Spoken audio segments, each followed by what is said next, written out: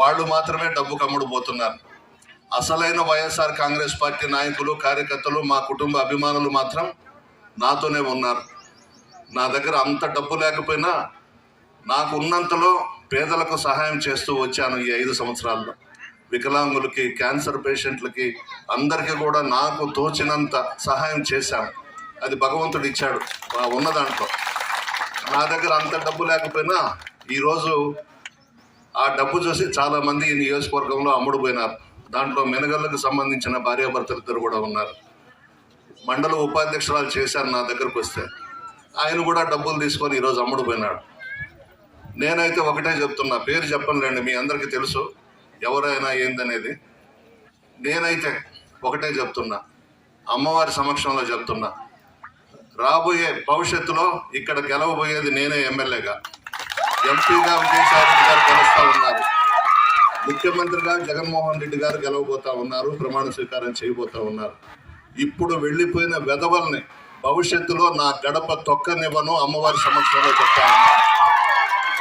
అవసరం కోసం 5 సంవత్సరాలు నన్ను అడ్డం పెట్టుకొని అన్ని అనుభవించి ఈరోజు కష్టకాలంలో నన్ను వదిలేసి అవతల వైపు డబ్బు ఉందని వాళ్ళ దగ్గరికి వెళ్ళి 15 లక్షల రూపాయలు, ఆ 15 లక్షలు ఎన్ని రోజులు వస్తుంది? ఒక వారం రోజులు వస్తుందో, ఒక 10 రోజులు వస్తుందో, 15 లక్షలకు అమ్ముడుపోయినారు భార్యాభర్తలు ఇద్దరు.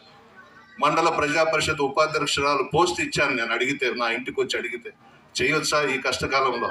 నాకు అండగా ఉండాల్సింది 15 లక్షలు. ఆఫ్టర్ ఆల్ 15 లక్షలు అది తీసుకొని నాకు వెన్నుపోటు పొడిచి వెళ్ళిపోయినారు.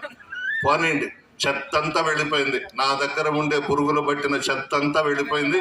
ఇంకా మనకు వాళ్ళు అవసరం లేదు. ఇప్పుడు ఎవరైతే నా కష్టకాలంలో నాతో ఉన్నారో మీరే నా కుటుంబ సభ్యులు, మీరే మా వైఎస్ఆర్ కాంగ్రెస్ పార్టీ నాయకులు, కార్యకర్తలు. ప్రజల్ని నమ్ముకుందాం, వాళ్ళకి అండగా ఉందాం, వాళ్లే మనల్ని ఆశీర్వదిస్తారు. సంక్షేమ పథకాలు జగన్మోహన్ రెడ్డి గారు ఇచ్చారు. ముఖ్యంగా మహిళల పేరిట మీదనే సంక్షేమ పథకాలు ఇచ్చారు. అందరూ కూడా ఈరోజు జగన్మోహన్ రెడ్డి గారే ముఖ్యమంత్రి కావాలని చెప్పి కోరుకుంటున్నారు.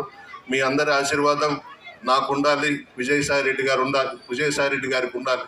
నా సంగతి మీకు తెలుసు, మీలోనే ఒకడిని, మీతోనే ఉంటాను.